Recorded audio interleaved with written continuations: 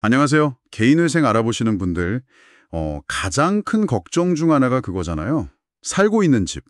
이거 지킬 수 있나? 네, 맞아요. 정보는 진짜 많은데 뭐가 맞는 건지, 특히 요즘 기준으로는 어떤지 좀 헷갈리거든요. 그렇죠. 그래서 오늘 저희가 이 부분, 그러니까 2025년 지금 시점에서 개인회생할 때 내 집을 지키는 현실적인 방법들, 이걸 좀 자세히 파헤쳐 보려고 합니다. 네, 이게 또 제도나 환경이 계속 바뀌니까요. 예전 정보만 믿고 있다가는 좀 낭패를 볼 수도 있거든요. 맞아요. 그래서 최신 정보가 진짜 중요하죠.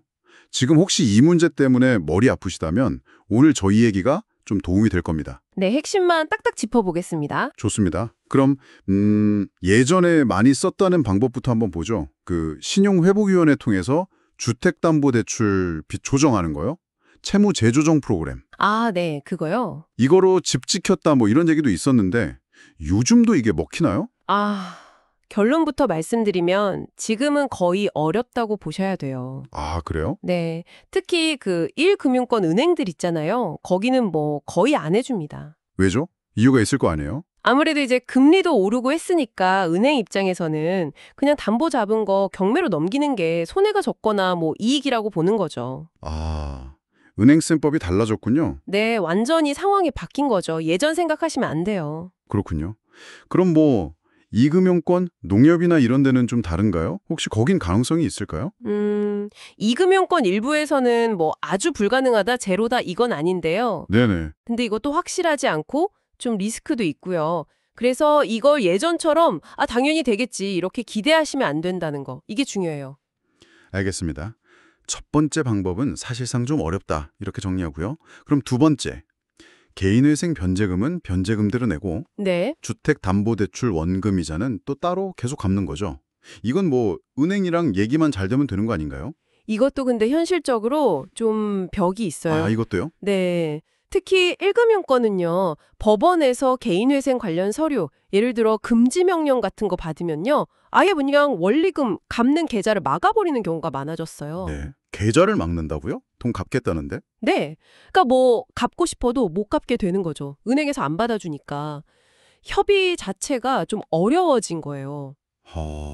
기술적으로 그냥 막아버리는군요. 그럼 이것도 혹시 이금융권은 좀 다른가요? 네, 이금융권은 상대적으로 가능성이 좀 더 있어요. 그쪽 입장에서는 어차피 경매 넘기면 손해볼 수도 있고 절차도 복잡하니까 그렇죠. 차라리 그냥 원리금이라도 꼬박꼬박 받는 게 낫다. 이렇게 판단하면 협의를 해줄 수도 있죠. 아하, 근데 여기서 진짜 중요한 게 있어요. 뭐죠?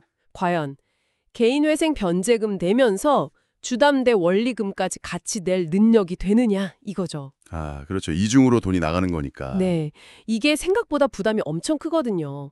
그래서 이 상환 능력을 정말 냉정하게 따져보고 구체적으로 계획을 세우는 게 진짜 중요합니다. 이거 안 되면 말짱 꽝이죠. 듣고 보니 이것도 만만치가 않네요. 그럼 결국 집을 팔아야만 하는 건가? 이런 생각이 드는데요. 근데 집이 또 바로 팔리는 것도 아니잖아요. 맞아요. 이럴 때 쓸 수 있는 방법이 있다면서요. 잘 알려지진 않았지만 되게 중요하다고. 재산 처분에 의한 변제 계획. 이게 뭔가요? 아, 네, 바로 그겁니다. 이게 뭐랄까, 시간을 버는 전략이라고 보시면 돼요. 시간을 번다. 네. 당장 집 팔아서 빚 갚는 게 아니고요. 일단 개인 회생 절차는 진행하면서 법원에다가 제가 나중에 향후에 집을 팔아서 갚겠습니다 하고 계획을 내는 거예요. 오, 집값, 그러니까 청산 가치는 현재 기준으로 반영을 하는데요. 실제 파는 시점은 인가 결정 나고 나서 최대 1년까지 미룰 수가 있어요. 와, 1년이나요? 그거 엄청한데요. 그럼 당장 막 쫓기돼서 팔 필요가 없겠네요. 그렇죠. 이게 제일 큰 장점이에요. 시간을 버는 거. 최소 1년 이상 여유가 생기니까 그동안 뭐 이사 갈 집을 알아본다든지 다른 준비를 할 수가 있죠. 네네. 그리고 또 좋은 게 급하게 팔면 제값 못 받잖아요. 맞아요. 금매로 손해보죠. 네. 근데 시간을 버니까 시장 상황 봐가면서 좀 제값 받고 팔 기회를 노릴 수도 있고요. 운 좋으면 뭐 부동산 시장이 좀 살아나서 더 좋은 가격에 팔 수도 있는 거고요. 아, 그러네요. 되게 전략적인 방법이네요. 네. 그러니까 당장 처분 압박에서 벗어나서 일단 회생 절차 안정적으로 진행하고 그다음에 자산을 좀 더 유리하게 정리할 기회를 얻는 거죠. 그럼 개인 파산은 어떤가요?